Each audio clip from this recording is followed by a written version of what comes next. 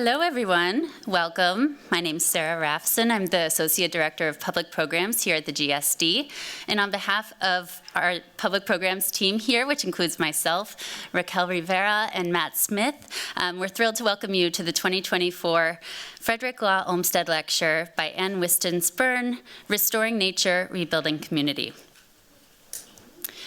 So whether you are here in the theater or watching through the live stream, we're gathered on land whose histories of stewardship and injustice need to be acknowledged. Proper recognition through the statement on this screen is merely a first step. So we invite you to reflect on how foregrounding the stories and perspectives of Indigenous inhabitants shifts your understanding of and obligations to the land and the people around you. A quick reminder that we have live captioning available, and that's available to you in the audience, here in the theater, and also those joining in virtually. So if you're in the virtual audience, you can click on the closed captioning icon at the bottom of your live stream window. But for those of you in the theater also, feel free to take advantage of this. You can visit our colleagues in the AV booth or use the QR code that you see on screen to enable that feature. I think we are entering a really robust season of landscape architecture programming that I think many in the audience will appreciate. On Thursday, October 31st, this week, we'll celebrate the opening of the Drucker Gallery exhibition that you see outside the theater, Changing Climates. In this lecture, landscape architect Bas Metz will explore how new urban ecologies can be conceived and constructed through a selection of projects featured in the exhibition, and a reception will follow. And then a week later, on November 7th, a distinguished landscape architect, Laurie Olin, will discuss the stages of influence and reflection that precede and shape subsequent creative activity. So please visit the GSD website to learn more about these events and others that are all free and open to the public. And now, please join me in welcoming Gary Hilderbrand, the chair of the Department of Landscape Architecture, who will introduce tonight's speaker. Thank you.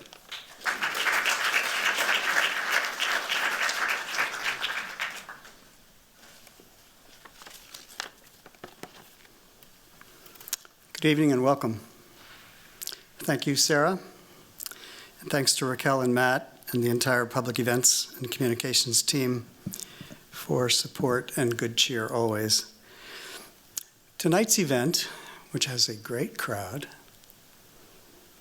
the annual Frederick Law Olmsted Lecture, is a long-standing tradition in the Department of Landscape Architecture, which honors scholars and writers, researchers, and designers who have made significant contributions to the field. Tonight's Olmsted lecturer, Ann Spirn, has indeed made significant contributions to several fields of inquiry and practice, and we're really honored to have her here this evening. And it's a special honor tonight to make an announcement on behalf of Dean Whiting, Ann Whiteside, and the school. This year, Ann Spirn has made the extraordinary donation of her vast personal archive to the Francis Loeb Library. This summer and fall, we've begun the transfer of drawings, photographs, films, journals, and papers documenting 5 decades of teaching, practice, writing, photographing, and storytelling to special collections here in the library. We're really grateful to you, Ann, for this amazing contribution, which is justly well suited to our recently updated collections policy for the GSD archive. And we want to give you a round of applause for that.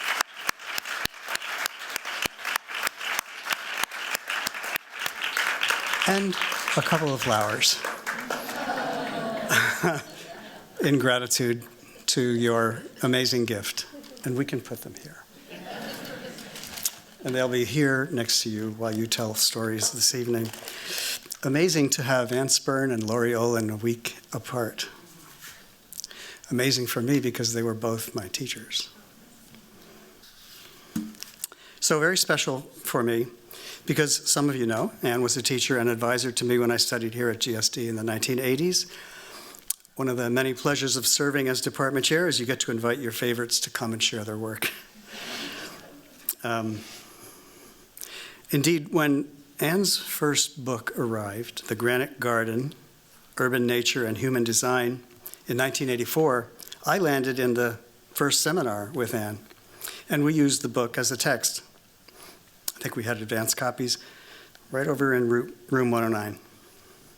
The book landed well, with remarkable reception. It was reviewed favorably in the New York Times Book Review, the Washington Post, the Los Angeles Times, Christian Science Monitor, and many other places. The APA, American Planning Association, called it one of the 100 most important books of the 20th century. That's pretty big. Because it propelled, almost single-handedly at the time, I have to say, the foregrounding of ecology and designing landscape systems in the city. There really was no book like it, and a movement followed it. It was an evidence-based call to action, a demand to change the way nature is perceived, felt, and reckoned with through design practice in cities. Who had chapters on air then? Wind, microclimates, mosaics, flooding, human comfort, toxins, waste management, and the urban forest? I swear I read the book as a student, but I'll admit that I rediscovered the science of urban forestry about 2 decades later. So it's a prescient book. Urban heat islands, in that book, well before it was common parlance for us. So we might say that the Granite Garden's success and its impact landed Anne Spirn in a very challenging position with very high aspirations 2 years later. How do you follow Ian McHarg as the chair of landscape architecture at Penn from 1954 to 1986? Who could do it? Anne Spirn. Do the math.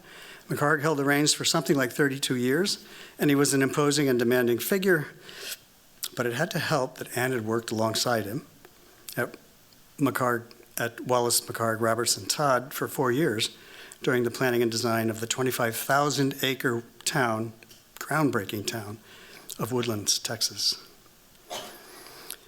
Of the many things that Anne achieved for Penn, there were many, perhaps the most significant was the matter of local relevance and on-the-ground work in underserved and under-resourced communities.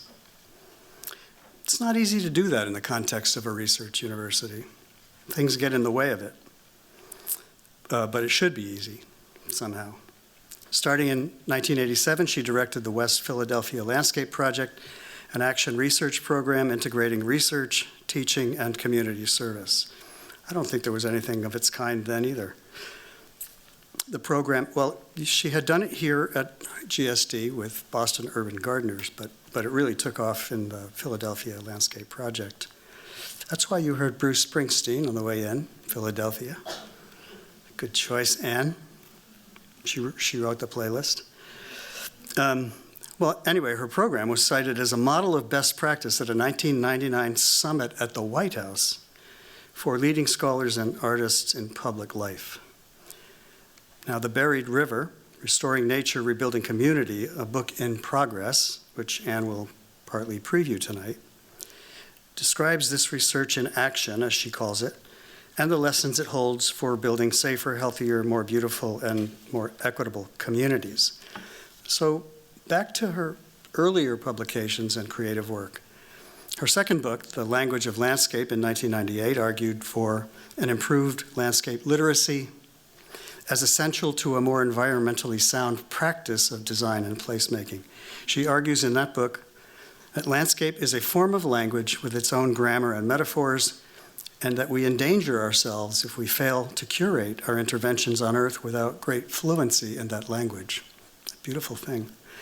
Daring to Look, 2008, which is a favorite for me because I love photography, presents photographs and reports from the field by the incredible American photographer Dorothea Lange in 1939 in her work for the U.S. Farm Security Administration. Anne's text reflects on how the human, cultural, labor, and poverty dynamics that were recorded by Lange during the Depression remain sadly embedded in American lives and landscapes today. Then The Eye is a Door, 2014, explores the practice of photography as a tool of discovery. And over the past 2 years, Anne has generously produced workshops and reviews on this aspect of her work with our students for fourth semester core studio, helping them to cultivate their eye and curate their findings in reading sites in Charlestown. And we are always grateful for that collaboration. And there are two other creative works that are special to me. One is the 2001 publication, Carl T.H. Sorensen, Garden Artist, by Sven Ingvar Andersen and Steen Hoyer, but with an introduction and translation from the Danish by Anne. This documents the amazing gardens of Sorensen, incredible, in the peri-urban space of innovative land subdivisions and shared public realms that still hold important lessons for us today. I love studying those gardens. Luis Callejas and I were just about lathering over that publication not long ago when Luis was here teaching in spring. Also then, the second is the short film entitled Marnas, A Journey Through Space, Time, and Ideas, in which Anne quietly recites Andersen's own notes describing the design ideas, the physical labor, and the fascinating adaptation over time of his own garden from 1965 to 2007. It's really worth watching. I would watch it more than once. Since 2000, after leaving Penn, Anne has taught at MIT, where she's currently the Cecil and Ida Green Distinguished Professor of Landscape Architecture and Planning. She teaches courses on ecological practices, landscape literacy, and photography as a form of inquiry.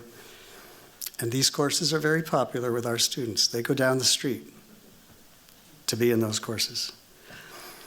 Anne graduated from Radcliffe College at Harvard with honors in art history from VES. Pursued her master's work in art history and landscape architecture at the University of Pennsylvania. Her work has been recognized by,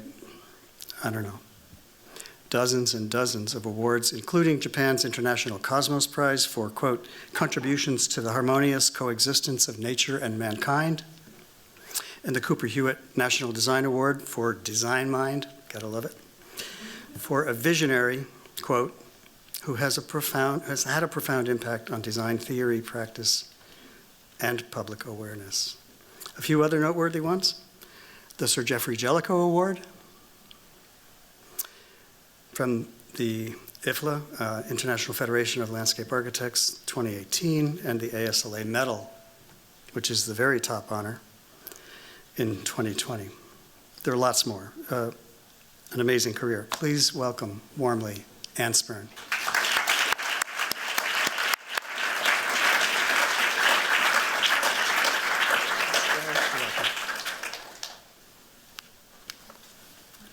Wow, thanks for coming. The one thing about teaching for 46 years is that some of the students surpass their teacher. Gary Hilderbrand is one of those. Thank you, Gary.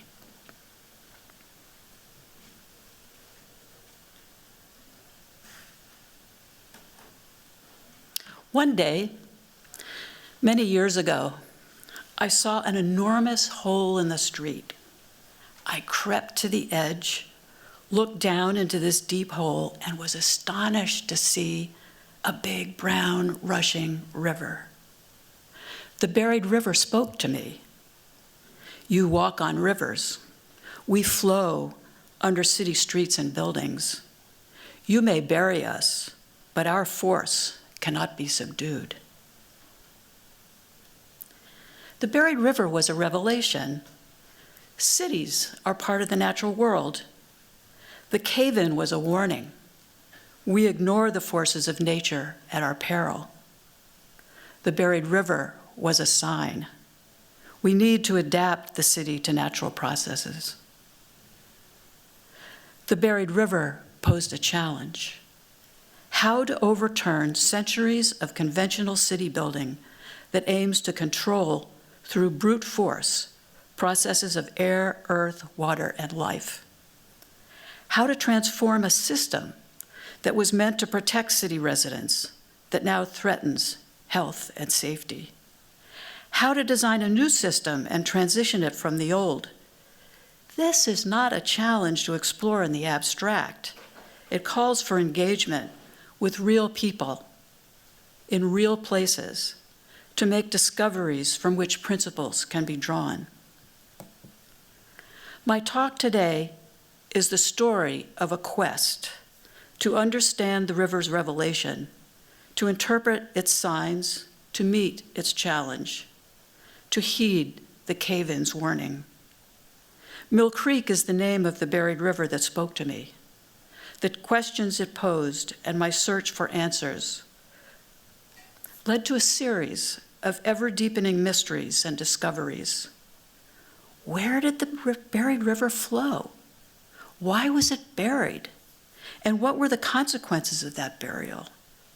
The search for the buried river led through historical archives, to maps of its topography and territory, to investigations into basements and streets, to design experiments in partnership with children and teachers, community gardeners, water engineers, and public officials. To answer the buried river's questions, I wrote a book which gathered what was known about the urban natural environment, along with examples of cities that had adapted successfully to their natural environment. It was well received. But many people said, well, I can see how those ideas would apply to new towns, but what about existing cities? They're already built. That was so frustrating to me because I had written the book to build better in the existing cities. At the time the book was published, there were so many professionals working in designing new towns and new suburbs and resorts outside cities. So to answer these questions from many people, I decided to demonstrate how this could be achieved. And my research question went something like this: how to restore the urban natural environment and rebuild low-income neighborhoods in synergistic ways to create places that are functional, sustainable, meaningful, beautiful, reparative, and just. Now, this is 1984, and you have to think back to that time. This was the Reagan era. A lot of programs to support cities had been retrenched. The EPA was, workers in the Environmental Protection Agency for the US were getting pink slips, which terminated their employment. So this was a time when cities were under tremendous financial pressure. The city of Boston, for example, was on the brink of bankruptcy. Its bond rating had been reduced. I can't remember exactly what it was, way down. Definitely not A, and I don't think even B.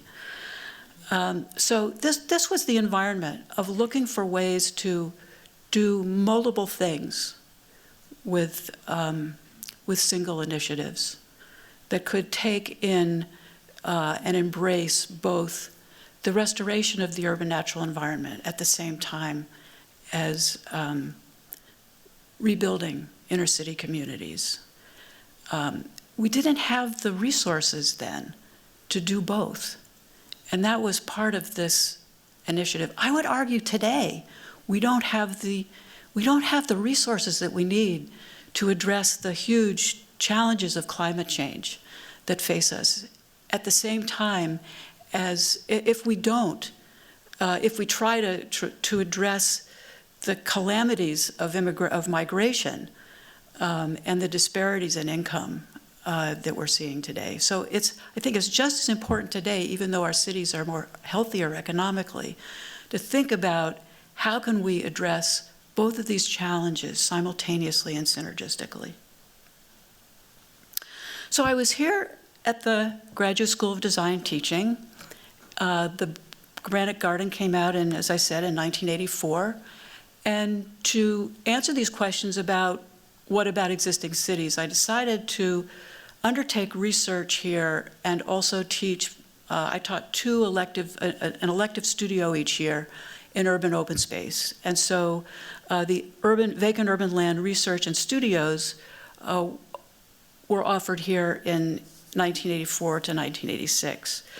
You're looking here at the view of vacant land in the Dudley Street neighborhood in Dorchester and Roxbury here in Boston. At the time, the city wasn't sure how much vacant land there was. They didn't have the geographic information systems that we do today, and the databases that we have today that are so rich.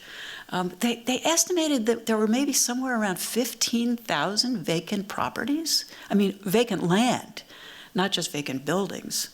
Those were even more. And so I went in with my students into Roxbury and Dorchester in search of finding answers to how to restore the urban natural environment and rebuild inner city communities. And I started working with Boston Urban Gardeners. My friend Charlotte Kahn was the director, and she brought me into contact with people in these communities who were building community gardens. And the great thing about this was that I was then able to offer my students the opportunity to get to know people in the neighborhood at the same time as they were providing a service for them. So the first year, we met with members of the Highland Park Community Garden in Roxbury, and they were an existing community garden, but they decided that they wanted to have take some of the area of their garden and make it a public meeting place, and create a meeting place, a place of peace and calm and beauty for their neighbors and for themselves. And so the brief for my students, and Charlotte Kahn, who was a Loeb Fellow that year, co-taught the studio with me. And this was just a great way to introduce students to the community, to people, real people, and to put them in the position of designing, and through design, starting the planning process. So instead of moving from doing a lot of data collection and then planning and then finally end up in design, we decided to do the design 2-week sketch problem for the design of the community garden right at the beginning of the semester, so that they really got a sense for this place right away. And in order to, I was teaching an elective studio, and I was up against Pete Walker was teaching a studio. They were going to redesign the Hirshhorn Garden in Washington, D.C. I can't remember who the third studio was, and I thought, oh gosh, and they were all offering field trips. And I thought, well, wait a minute. Roxbury Dorchester is more foreign territory to my students who grew up in suburbs, for the most part, than Washington, D.C. So I told the students when we did our presentations for the elective studios that the students who would take my studio would be also going on a field trip the first weekend, and they would all be doing taking an overnight stay with members of community gardens in Dorchester, Roxbury. And the other thing, Charlotte and I were both former American Field Service students, where we spent a year abroad, our senior year in high school. And the experience of being dropped into a family and dropped into a culture was so formative for us. And we understood how important it was for each of these students to be alone in a household. So each of them, Charlotte had to find for each of the students in the studio an overnight stay. And then we went off on Saturday, did our field work, delivered them to their families, and then they came for a dinner on Sunday night at Charlotte's house, and they were different students from the time that we left them off to the time that they arrived back on Sunday. They had completely different understandings.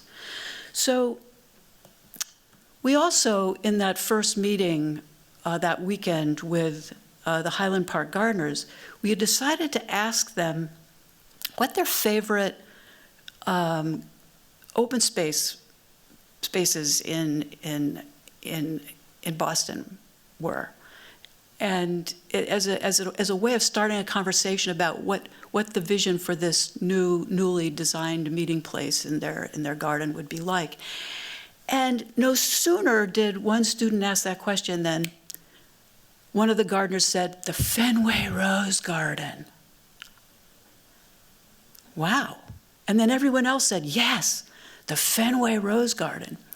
So Beth Arnson, one of the students, actually, this is winter. We're teaching this in the spring semester. So the Fenway Rose Garden is closed, but Beth goes down and climbs over the fence and gets in and photographs the Fenway Rose Garden. And you see here her model that was presented. Each student did a different design, and they presented the designs to the gardeners, and the gardeners chose Beth's. So Beth's design was built by the time of commencement. And here you see the dedication in 1984, Charlotte Kahn making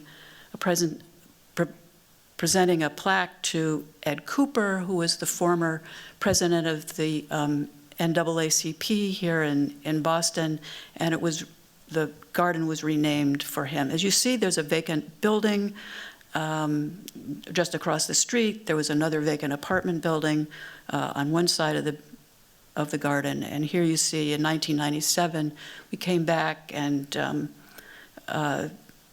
that there's been a renovation of those abandoned buildings around the garden. And here you see it in 1997 again. And then I couldn't resist. It's not the right time of year, but this weekend I went, and here you see it today. So it's withstood all of this time. There have been weddings here. It's an iconic spot in Highland Park in Roxbury. Right adjacent was a series of garages. They were actually they were squatted in by some guys that were fixing up cars, and the gardeners liked them, and they had a good relationship because it was like eyes on the garden when the gardeners weren't there. And the gardeners had a vision of at some point taking over these garages and having an environmental education center. Here you see it in 1997, but when I went back this weekend, I saw that they'd achieved their dream of the Edward Cooper Community Garden and Education Center. So a point I want to make here is this was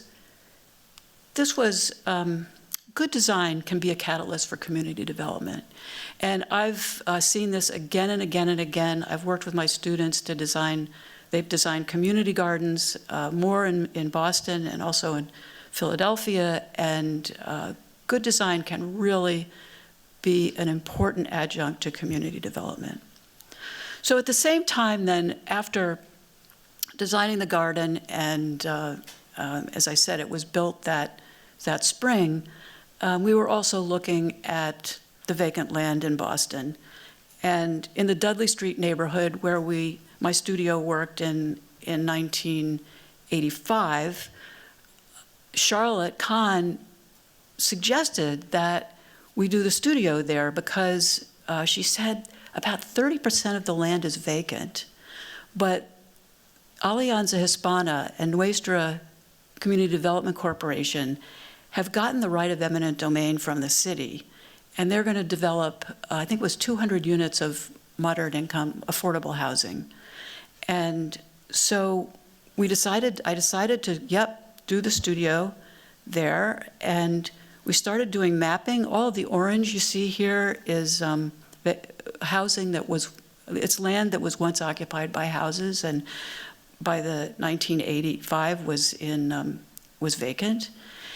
And when Charlotte took me there the first time, we drove around, and I guess I thought that we were going to see this Swiss cheese pattern, but instead there was a very strong pattern to it. And I didn't get it right away. But that night, I woke up in the middle of the night, and I said, oh my gosh, every time we went downhill, we saw more vacant land. And as we went uphill, the vacant land started disappearing. And so I got on my bathrobe, I went into my study, and, well, I'm a landscape architect, so I had USGS topo maps of Dorchester, Roxbury, right? And I took out my colored pencils and started coloring in the elevations, and I said, yes, the vacant land was concentrated in the valley bottoms. And notice here how this orange area is connected. It's not Swiss cheese, it's really connected. So I went back to the historical atlases, and guess what? It was once a stream. You're seeing the exact same area. This is the Dudley Triangle. And this is from Robert Morris Copeland's essay and plan for the improvement of the city of Boston in 1872. It was done before Olmsted's plan for the Emerald Necklace. And Copeland had identified these various areas, like the floodplain that you see here, the stream, as potential open space. Well, the biggest environmental problem in Boston at the time was the pollution of Boston Harbor. And this, there was a court case that forced the region to clean up the combined sewer overflows in Boston Harbor. At the time, the proposal was to build a mega sewage treatment plant, and they were looking at a couple of different sites, including Deer Island. For those of you who don't know what combined sewer overflows are, CSOs, it's when you have a rainstorm and the stormwater goes into the sewers, and it overwhelms the capacity of the sewers to carry all of the storm sewage as well as all the sanitary sewage. And so some of that, and it's too much for the sewage treatment plant to handle, so some of that just gets directed directly into, in this case, the harbor, in the case of other cities, to rivers. So let's go back and look at these vacant lands that are in the valley bottoms. I said, why not detain the stormwater before it even gets into the sewer? And that way, we can go back into these low-income neighborhoods in Roxbury, Dorchester, and other parts of Boston, and design detention basins that are also parks.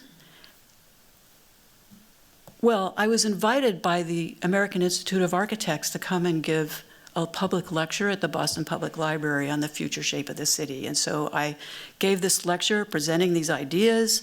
They got great coverage. The Boston Globe did a full-page spread inside the metropolitan section and half of the front page of the metropolitan section. But this wasn't rocket science, I want to say. I may have been the first person to suggest that we use green infrastructure to reduce combined sewer overflows, but Frederick Olmsted had designed the Fens and the Riverway as for flood control, and also it was a sanitary project as well. And more recently, in the 1970s, the city of Denver had established the Stormwater and Flood Control District, and this park that you see here is actually a swale that can accommodate all of the stormwater, so that, in this case, not for Denver didn't have a CSO problem, but they had a huge flooding problem. So these were ideas that were in the air historically, should have been remembered, and also both were projects that I had written about in the Granite Garden. My students this is an open space design. On the left you see for the buried floodplain, and on the right for a park at the upper end of that green space that Allison Joseph has designed, and suggested that this be used for green infrastructure. And when I went back in 1988 and took a photograph, I realized that it was really, they took Allison's proposal, the little park there looks very much the same as what Allison had drawn. However, as you all know, the Deer Island sewage treatment plant was built. I thought, actually, after this lecture at the Boston Public Library, I thought, wow, it got all this attention, and I was trotted around to Governor Dukakis's cabinet to make presentations. In those days, it was I had to carry a slide projector and a carousel and set it up in their office and give them the speech, and they seemed to be very receptive, and I thought, wow, maybe this will really happen. No.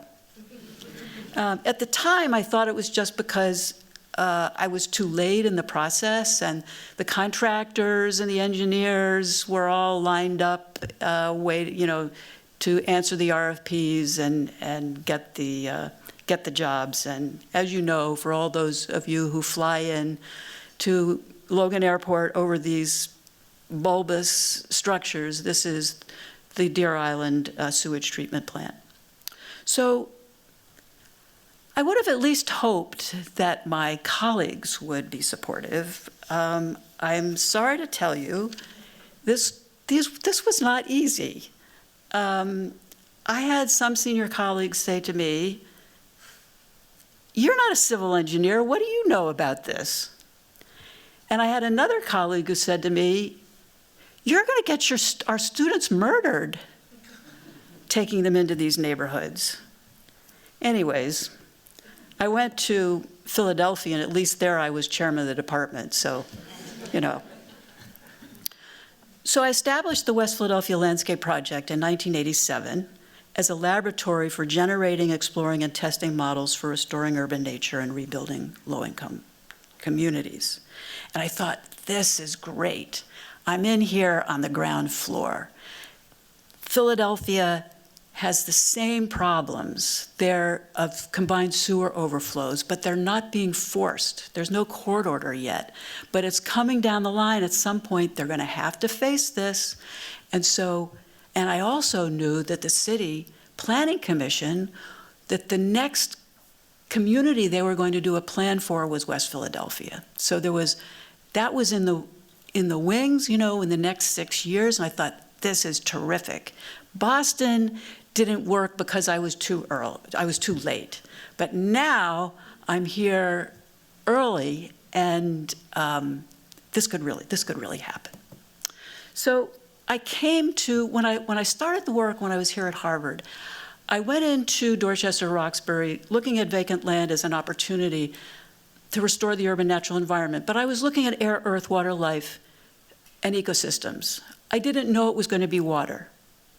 It became water because of what I discovered on the ground, going in and looking at the pattern of vacant lands. But by the time I got to Philly, I knew that water was going to be central and that I could use water. The thing about water, folks, designers, is that it's an element of the natural environment that has funding. There's a source of money for water, and water utilities can levy bonds. They collect not dues, what am I looking for? They collect revenue. We pay our water bills and our sewer bills. And so water is, and there's teeth in clean water with the Clean Water Act. So water is really a great place to start, and then to look at how you can accommodate other concerns and fold them into what you're doing with water. So I'm coming in with a predisposition that buried floodplains are a resource to prevent floods, to restore regional water quality, and to rebuild communities. I have to tell you, when I arrived, the dean at the time, Lee Copeland, of the Graduate School of Fine Arts at Penn, invited me for dinner with the director of the City Planning Commission, thinking this would be, good connection. And he wanted me to tell her about my work in Boston. And so I started telling her about vacant land and buried floodplains, and she said, not here. This does not exist in Philadelphia. I thought, uh-oh. That should have been a portent. Oops, I'm giving away a little bit of my story. In any case, I started working in Philadelphia with the Mill Creek watershed, which you see here on this kind of red oval is more or less where it is. It's in West Philly. It drains about 2/3 of West Philly, once as a river and now as a sewer, and it's just minutes from downtown Philadelphia. So the search for the buried river has really been constant throughout this period. This West Philadelphia Landscape Project, which was founded in 1987, I arrived at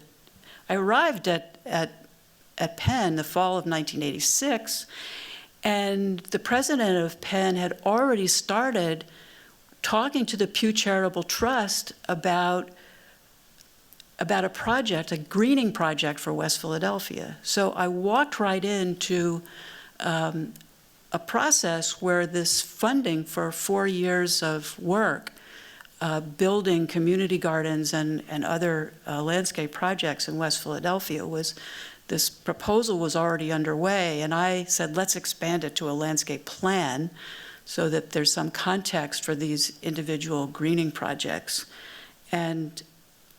But the search for the buried river was absolutely primary for me, and I'll just take you through. So when I refer to Mill Creek is both the river itself and the sewer. You see here the blue line is the sewer coming down from the suburbs down through West Philadelphia. And that red area you see in the center is a neighborhood called Mill Creek.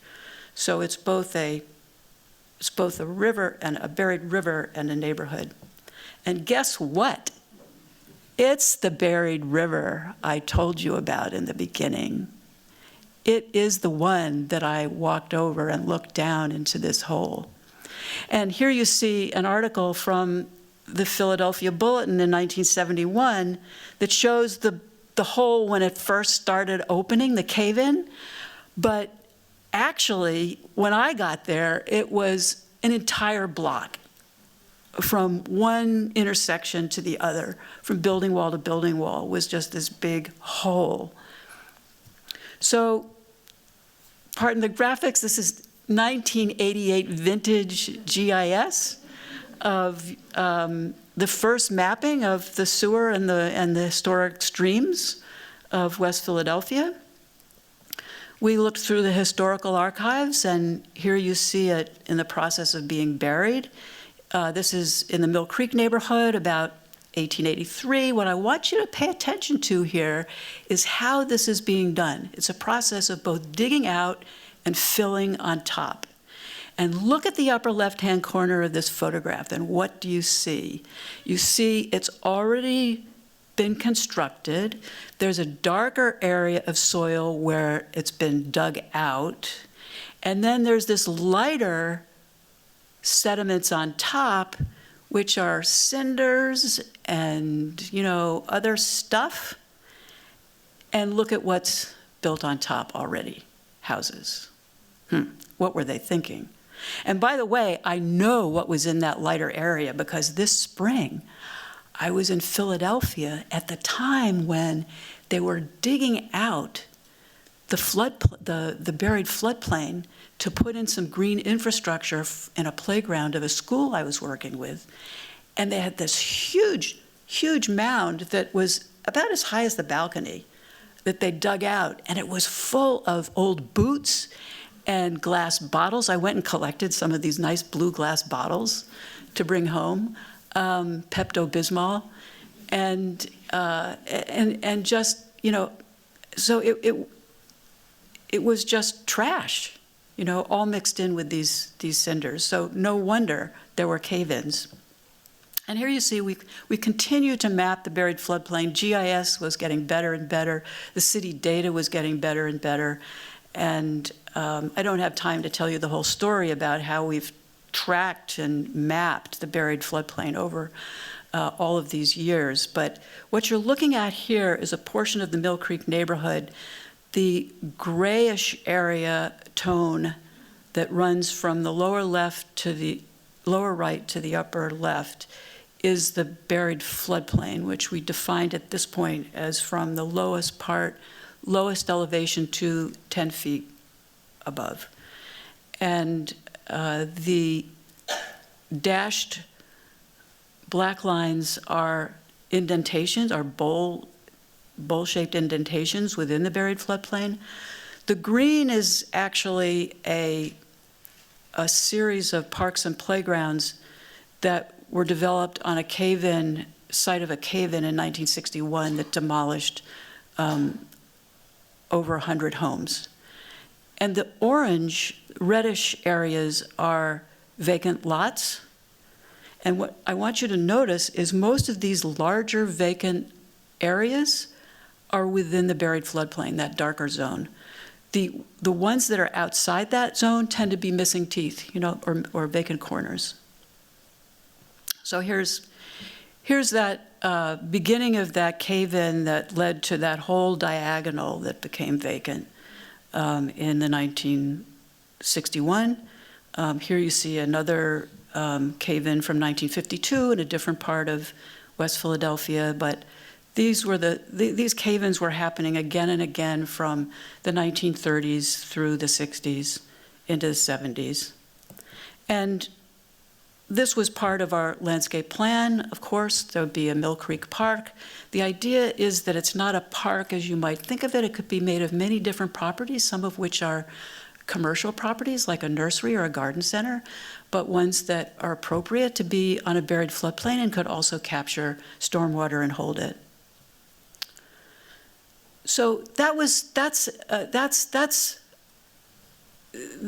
an activity that's gone through the entire 37 or so years of the project so far, and will continue to the very end. The first phase of the project was funded by the Pew Charitable Trust, as I mentioned, from 1987 to 1991. We worked with, we were working with Philadelphia Green, which was an organization like Boston Urban Gardeners. And this image shows you, I hope gives you a little bit of flavor of how much the students, I like to say with this one on the left, who's doing the teaching here and who's doing the learning. The students learn so much from these community gardeners. And then you see the students in studios making, the wonderful thing about teaching a studio is that the folks who are the recipients of the design get to select from like a dozen designs.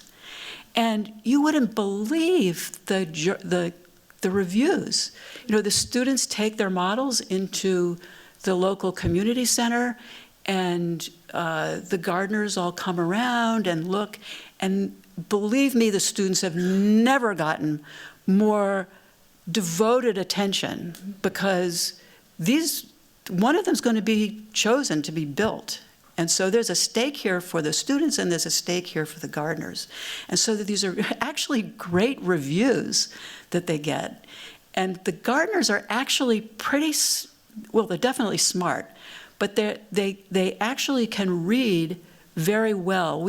Much better than we initially predicted the first time that I did this in Boston. They're able to see then with having these different choices, these different models of designs, they're able to see that they're trade-offs. And if you want this, then maybe this won't work. And if you choose to have your entrance here, then this, et cetera. So what happened with having many choices was that it, instead of confusing people, because what designers often do is they present three alternatives. One is the do little less, the others on the other extreme do a lot, and then there's the kind of happy medium, and that's the one the designer wants people to pick. But with these students all listening really, really carefully to what they heard the gardeners say that they wanted, because wouldn't you as a student want your design to be chosen and be built? And So this really turned out to be a wonderful process. And then, of course, in the West Philly project in the early years, the students actually got to get together with people to actually do the construction as well. So I want to just show you one project. This is Aspen Farms Community Garden in 1988. This was a garden that had been established 10 years earlier, but there were about 50 gardeners here, and they were really talented. They tend to win a lot of Harvest Show prizes at the Harvest Show that Philadelphia Green sponsored each year. And they had school groups and other groups that wanted to come tour their gardens. So they wanted a meeting place both to socialize in and also to bring people on tours in. Well, I have to say that most of the students did the kind of typical notion: a meeting place, a plaza, a square, like a town square, or a circle, and placed it in the middle of the garden. Oh, one student placed a circle at the corner of the garden so that it could be seen from the streets around. John Widrick did something like that also, a previous design to this one. But what he did that no one else did was he went back. This was only a 2-week sketch problem. And they also had a budget. And he went back to the gardeners, took his design to show them and get their reaction 2 days before the review. And they said, well, John, it's a very nice drawing, but your plan is a disaster. I'm sure they didn't say it quite like that. But what had been done by making a square or a circle was that it obliterated a whole group. And what we had thought of as one big happy community was actually composed of about 4 different groups. And the leaders of 2 of them, Hayward Ford and Esther Williams, didn't speak to each other. I found out later, I would go visit the garden, and Hayward would be talking to me, and Esther Williams would be talking to me, and we weren't part of a 3-way conversation. It was like 2, I say, yeah, Hayward, yeah, Esther, etc. So John went back to the studio and completely threw out his former design and said, well, a path can also be a meeting place. And there was already a central path. So he said, if I just shave off a couple feet from each side and widen the path, it can become a main street. And then there can be gates into, he found out where the different groups were, gates into the different groups' territory. And then there would be planters filled with flowers outside the gateway to each territory, thereby solving the tragedy of the commons. Who maintains the commons? Well, their innate competition with each other meant that the planter boxes outside the gateway to that territory got well taken care of. Here you see his design in 1994. This is just a few years after construction. Here you see it in 2021. This is really another example of good design as a catalyst for community development. So these individual greening projects, we were learning a lot from them, and they translated directly into the landscape plan. And one aspect of the landscape plan was called redesigning small neighborhoods. Another was called the urban forest. Another was called Mill Creek Park. We had about 5 different reports, including vacant land, a resource for reshaping urban neighborhoods, and the West Philadelphia Landscape Plan, a framework for action. There were several other reports as well. You can download these for free from my website, whistonspirn.com. So we turned all of these over to the Philadelphia Planning Commission. We actually invited planners from the Redevelopment Authority and the Planning Commission, along with community gardeners, as well as faculty, to our reviews. So really preparing the ground. We're here early, right? We're really gonna be able to get this. Nope. 1984, Philadelphia Planning Commission published the plan for West Philadelphia, ignoring issues of the watershed and subsidence in Mill Creek. Not only that, but the Nehemiah Foundation built townhouses for first-time homeowners on the buried floodplain of Mill Creek. I was outraged. But failure reveals the invisible. You know, what you didn't see. And reflection on failure leads to discovery and opens new doors. Now, I wish at this point that I had read Bent Flyvbjerg's book, Rationality and Power. It was published in Danish in 1991, but it wasn't published in English until 1998. But basically, Flyvbjerg says, you know, in planning school, you know, the idea is rationality. If a plan makes sense, if ideas make sense, they'll be taken seriously. Not necessarily, he said. His study of the city of Aalborg showed just the opposite, that in some cases, a plan that makes a lot of sense, but is not favored by those in power, will actually be subverted. So Bent Flyvbjerg's helped me piece together a lot of why these ideas were not taking hold.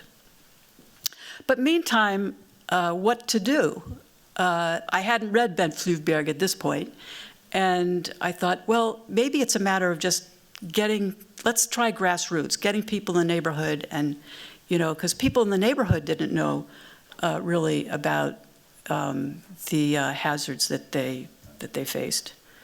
So that catapulted us into a new phase of the West Philadelphia Landscape Project, which I call When Learning is Real.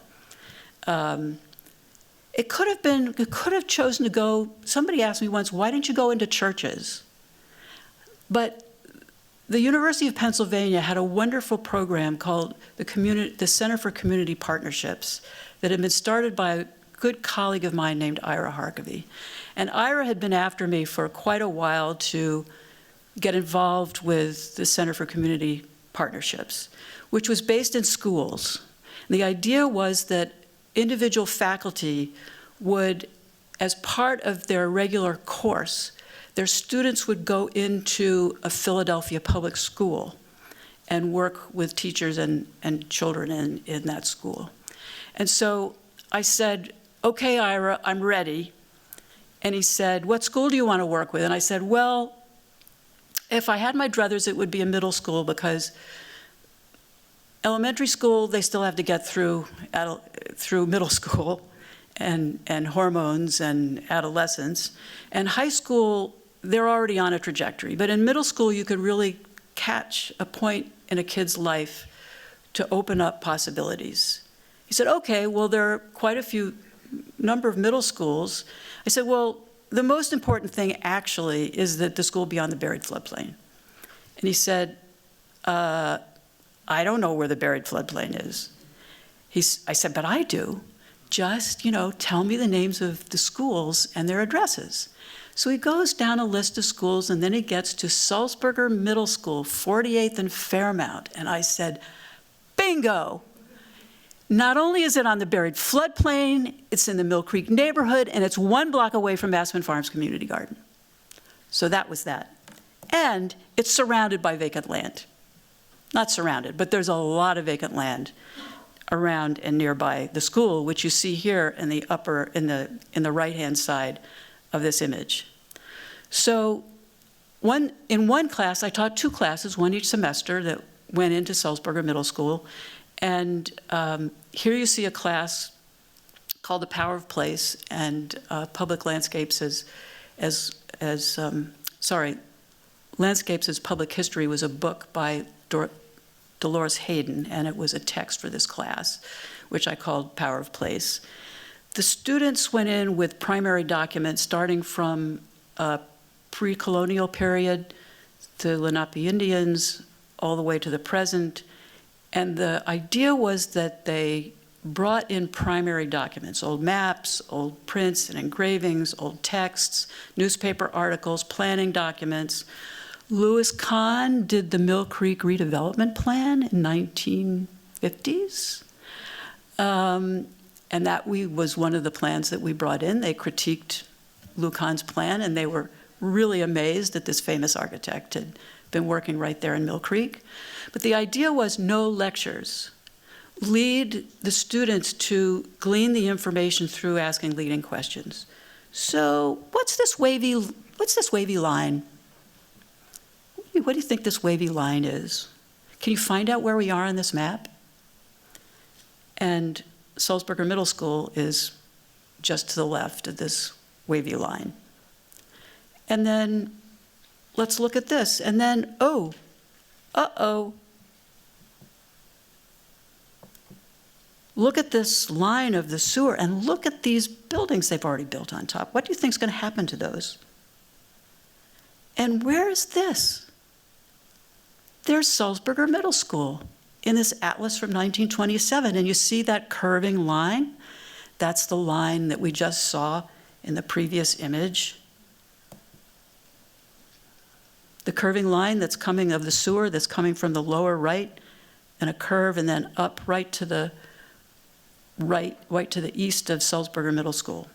We also brought in documents like Brewer's real estate map of the Mill Creek neighborhood, which influenced redlining of banks. And we asked the kids, what do you do about this? And they said, well, why hasn't anybody founded a community bank? Why are we giving our money to banks if they won't lend the money to us? So the kids were really learning, and as you can see here, they're engaged. This was a student who had his head down on the desk the first couple weeks, and then just got totally engaged in this. They made their own plans for their vision of the future of the neighborhood, and we invited folks from the City Planning Commission, and this was a woman who was the head of housing for the Westfield, the Mill Creek Empowerment Zone at the time in 1997. And the first thing the students said to her was, "What are you doing about redlining? Why haven't you established a community bank?" She was very impressed. We ran a summer program with the kids where half the day, half in the morning, half of the time they were in the school, in the Aspen Farms Community Garden, where they designed and built a compost bin. They built a pond. They wore T-shirts where on the back it said, "Ask me about the Mill Creek." And they wore them on their way to and from the summer program. And so people in the neighborhood would say, "Okay, I got it. Tell me about Mill Creek." This was the idea that was put forward in a studio by one of my students the previous semester. We taught them HTML code. This is starting in 1997. We started teaching HTML code because these kids couldn't afford software. The software called Microsoft had Front Page, which cost, I don't know, I think about $60. But HTML code was easy to learn, and so they learned HTML code and they were making websites. And you can still see their website on the West Philadelphia Landscape Project website. So landscape literacy, what they were learning was landscape literacy. They were learning to read the environmental, political, cultural, socioeconomic stories in their landscape, and they were learning how it was shaped over time by these processes and how they might intervene themselves. So landscape literacy is a fundamental skill. To read the world is empowering. Landscape literacy involves both reading the world and envisioning how to transform the world.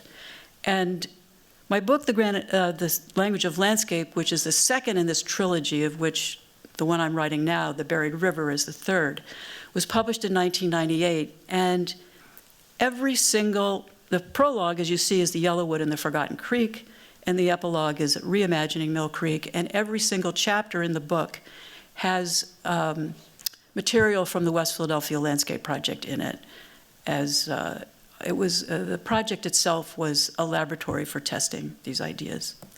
Well, as I mentioned, I also had a second class, in this case, a studio class for landscape architects, was one of the required classes taught in the fall. And these students also went in every week to Salzburger Middle School to work with the students. You see here the projects they did. Oh, by the way, what's happened by 1996?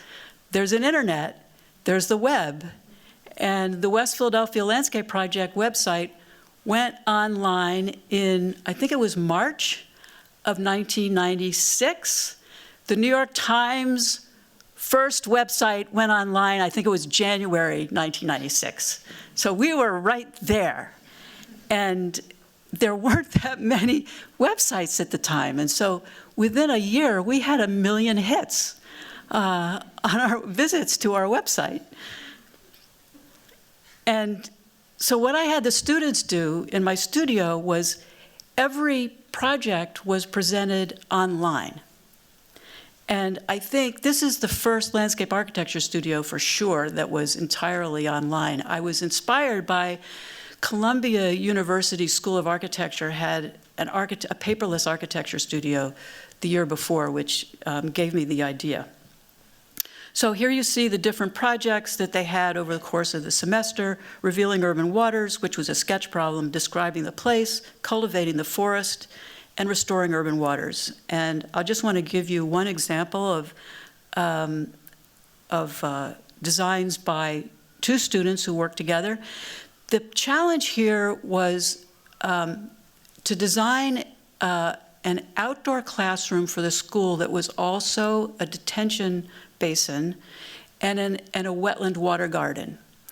And I persuaded my colleague who was teaching the engineering course to make the final project for this design project for the studio also be the project due for the final construction, the engineering drawings for the construction course. So these students, what you see here is a diagram that's showing how you capture runoff from roof and streets and get it to this vacant lot on the right-hand side that will be this outdoor classroom. And of course, since it's part of the engineering course, they do the engineering drawings too. So remember, this is all going online. Who's the audience out there? I'm thinking Philadelphia Water Department engineers. Look, guys, this can be done. And here you see their vision of a stormwater detention basin and a description of the detention basin in 3 seasons. Now, I don't know if you remember what the internet was like in 1996. If you weren't at a university, you had to dial up a modem, and your telephone line was occupied for the time that you were online. I think it was something like 14, what was it? So it was something, the speed was really slow. Whatever. And so I went to the dean and I said, you know what? I really want to spread the news of this wonderful work these students have done. There are something like, I think, 36 students, and they've all done different designs for how you could get the water to this place. I'd like to send it out to the water engineers and the planning commission and other people. Can you put up, a couple $100, which will pay for 500 CD-ROMs? And that's what we did. And the students each got to say who they wanted to get I think they each got 5 firms or people that they wanted. There's, the CD-ROM sent out. Of course, they got sent to the water engineers. So when learning is real, youth can be agents of change. And not just my landscape architecture students, but also the middle school students. In 1999, I don't have time to tell you the whole story about how I finally got connected to the water department in 1996. But by 1999, they've gotten the CD-ROMs. We've had another series of meetings. And I get a call that summer, and there's this expert from Camp Dresser-McGee from Colorado who is going to be in town to talk about green infrastructure. And could you take us on a tour of that buried river you're always talking about? And so here we are. I took historical maps, you know, they saw the vacant land and they saw, yeah, this could work. At the end of the afternoon, we went out for beers to a bar near the university, and about an hour or two, we just talked and talked and talked. And at the end of the afternoon, they decided they were going to submit a proposal to do a demonstration project here in the Mill Creek neighborhood with an outdoor classroom that was a detention basin for the kids, as well as some other projects. So that really kicked off Green City Clean Waters, which was a next phase of our project. And meanwhile, in 2000, I moved to MIT. Things are really going well with the school project. We're getting a lot of attention there. I make plans to continue that relationship with the school, and that went well. Looked like the water department was really zooming along, and then 2002 came. And the Commonwealth of Pennsylvania took over the Philadelphia School District. Edison Schools, Inc. was hired to manage Salzburger Middle School. They had a formula that they wanted to apply to the 14 schools that they were working with, and it did not include the Mill Creek project. Key teachers resigned, ending the WPLP Salzburger collaboration on the school's Mill Creek program. And then the Philadelphia Housing Authority and the Water Department, who had gotten together on a proposal to incorporate green infrastructure into a new housing project in the Mill Creek neighborhood. The project was built without that demonstration project because of you landscape architects in the crowd, right? What happens when the building construction is done? The budget runs out for the landscape, and you're left with a much smaller budget. So that was a pretty depressing time, but then in 2009, the city of Philadelphia announced that they were going to deal with their combined sewer overflow problem through a comprehensive green infrastructure program. They proposed to, let's see, am I going to get my figures right, to take care of the first inch of rain through green infrastructure. And I can't remember the percentage, I should have written it down. It meant greening, I think it was some huge percentage of the current paved surfaces in the city of Philadelphia. The city of Philadelphia is now the poster child for dealing with combined sewer overflows through green infrastructure. People are coming from all over the country and all over the world to study what they're doing. So I called up the director of the Office of Watersheds, Howard Newkrug, when I found out about this, and I said, Howard, how can I help? And he started yelling at me, you left us, you know, how could you do that? I'm so mad at you. But I said, look, I'll take my MIT students and we'll look at the knotty problems that you have. You know, what are the kinds of things that kind of you're thinking, is this gonna work? And we'll look at them in the context of, you know, the nitty-gritty, dense area of the Mill Creek watershed. And so that's what we did. And from 2010, we've been doing that. Here you see an MIT class with Howard. Oh, as a result of the success of this program, Howard gets promoted to water commissioner. And remember, he was earlier the director of the Office of Watersheds, which proposed this project. So here are some of my students in his commissioner's office, and here's a group of students discussing their proposals with the PWD Chief of Staff, Mami Hara, who's a landscape architect. So things are, things are going well. And then in 2017, Francis Walker called me up and said, Ann, it's my mother's house. I want to move back into my mother's house, but there's water pouring in to the roof, and it's going to cost $20,000 to fix it. I don't have $20,000, but I want to move back into my mother's house. I said, Francis, there are programs for low-income homeowners for home repairs. She said, yeah, but you have to have title. My mother died, and she didn't have a will, and there are 18 heirs.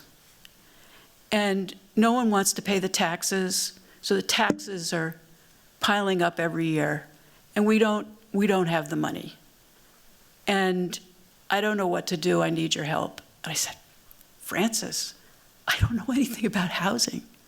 She said, but I know you can help. Well, fortunately, I have colleagues who know a lot about housing, and not only that, I actually have students who know a lot about housing who have come to MIT to do their Master of City Planning after having already worked for a number of years in this area. So this kicked off our current phase of called Holding Ground, and this was kind of as I got into this this issue, we ran right into gentrification.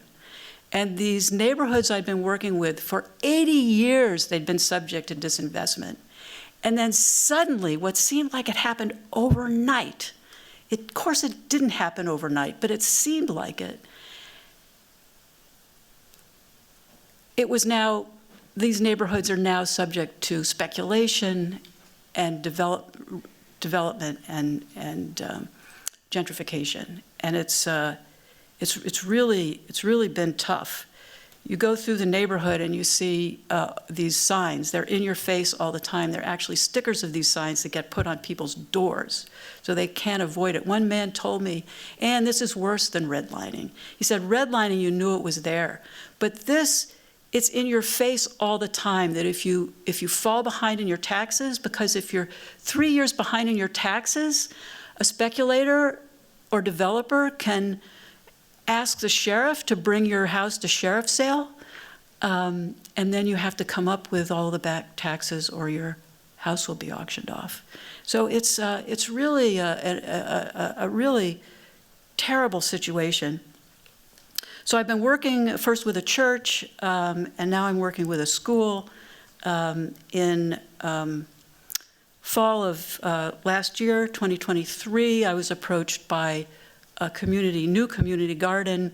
Here you see their board in the Mill Creek neighborhood, who wanted to establish a community garden on a vacant lot that honors the history of Mill Creek, the river and the buried river in the community. And so they were interested and had already established a connection to a school, which is just a couple blocks from Salzburger Middle, and is also on the buried floodplain. And we decided to be in partnership with them. So my spring class, ecological urbanism class, worked with them. And here you see us in spring break on a Mill Creek history walk, walking the buried floodplain, studying the history. The students had already been working with my MIT students on Zoom once a week, going through the different historical periods, looking at historical documents, but it really came alive when we were in the place walking. And here I'm saying to these girls, you're standing on the river. You are on the river. And here, you can see the excitement looking at these primary documents, and I'm saying, wow. The tragic thing about this school is 25% of the children are homeless, largely due to issues around gentrification. And I just want to show you a couple projects that came out of the MIT students. One is called Postering for Posterity, a commemorative intervention. And they buy homes, gentrification, speculation, and tangled deeds. And if you click on the QR code, it takes you to a site that explains more. Here we are with some of the kids in May of last of this year, putting up these posters. Wherever there was a We Buy Houses sign, we put up They Buy Homes sign. They did a series, my students did a series of 5 posters. This is another one, Body of Water Below. It's put up on poles along the buried floodplain, which you see here on this blue zone, through the neighborhood, on telephone poles and utility poles. You are standing on the Nagansee, which is the Lenape name for the Mill Creek. You are standing on the Nagansee, Mill Creek.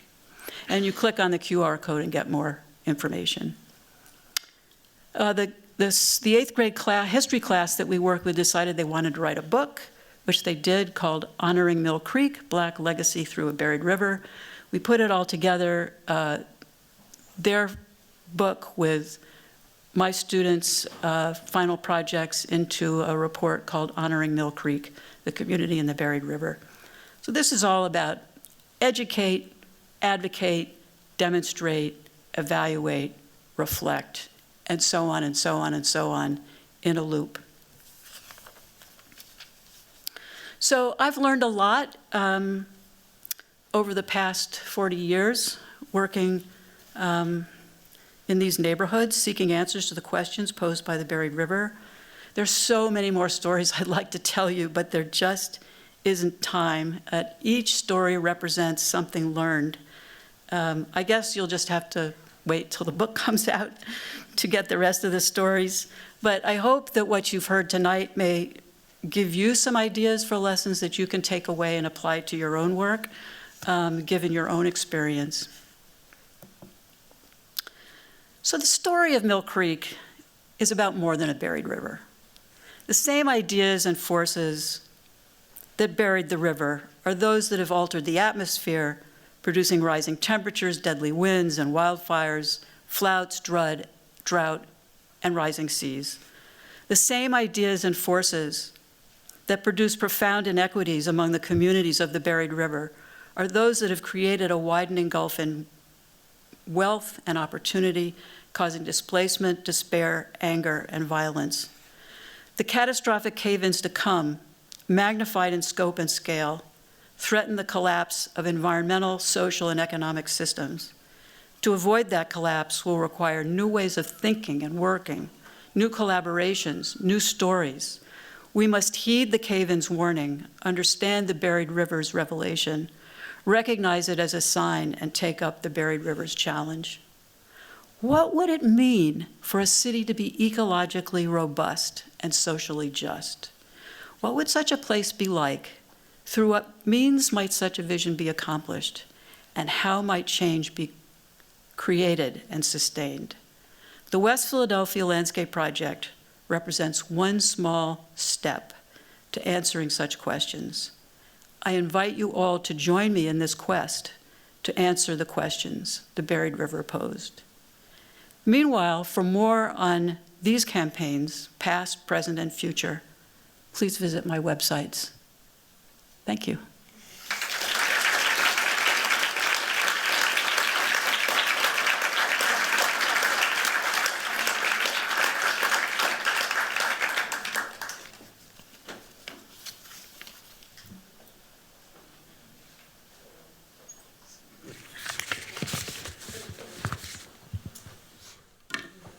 So people will file out because we're usually done by 8. You are a great storyteller. But, you know, that story from, I think, I'm going to say 1987 until 2009, you had repeated failure, in a sense, right? And I mean, that's part of your narrative, right? One institutional or governmental blockage to another, and then finally somebody listened. The buried river has to be thought of as racialized topography.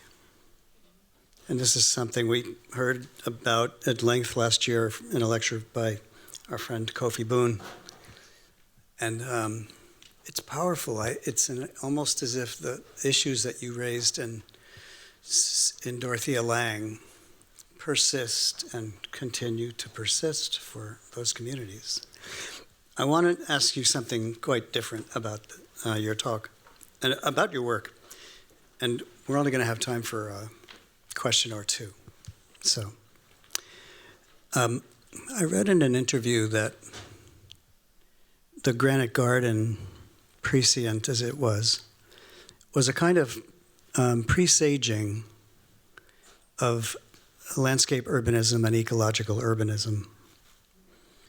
So, 1984, and then really a decade later, landscape urbanism kind of bounces on the scene. And then I would say, Gareth will straighten me on this, 2009, ecological urbanism, more or less.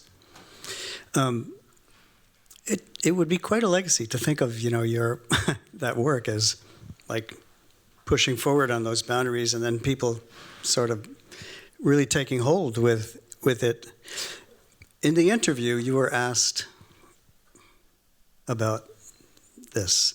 So these two movements were fully embraced, and especially they were liked by architects who felt they could, really, that they could go to work on the landscape.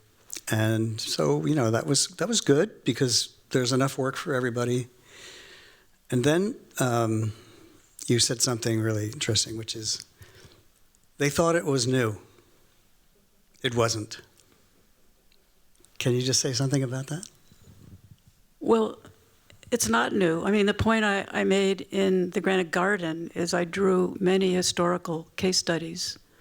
So my intention was to show this as an abiding tradition in urban design and city building and architecture and landscape architecture. And we stand on the shoulders of giants. But I'm a lot of my career, besides this work, this action research work, running alongside that work is my historical research.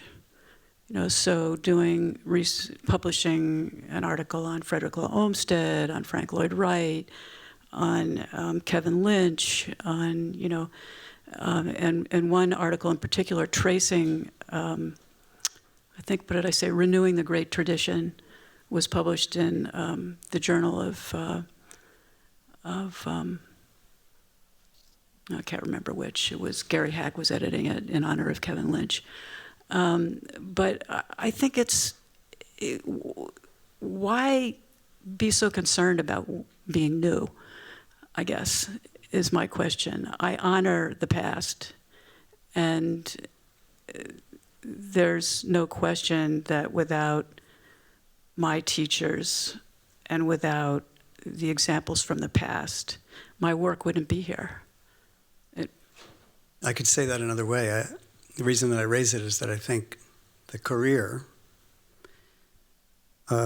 is largely about disciplinary trajectory through time.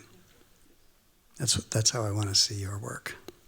And we're just going to take two questions. It's after 8 o'clock, but somebody has a burning question. Charles?